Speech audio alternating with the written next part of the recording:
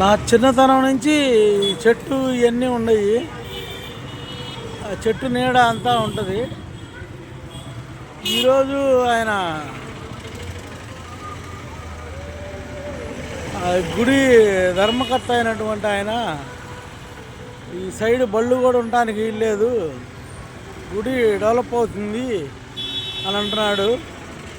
చిన్నప్పుడు అంకమనాయుడు గారు ఉన్నప్పుడు అప్పుడు బాగుండేది. తర్వాత ఈయన ఆధ్వర్యంలోకి వచ్చిన తర్వాత ఇప్పటిదాకా కూడా ఏ డెవలప్మెంట్ లేదు. పాపం అమ్ముకునే వాళ్ళని వాళ్ళ పొట్ట కొడటానికి ఇది చేస్తున్నాడు. ఒకసారి ఆలోచించండి.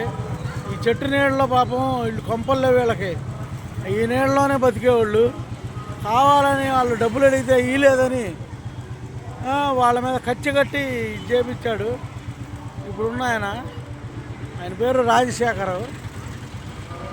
ఒకసారి చూడండి, ఎంతమందిని గుడి బాగు చేపిస్తానన్నా డెవలప్ చేస్తానన్నా చేయనీలేదు.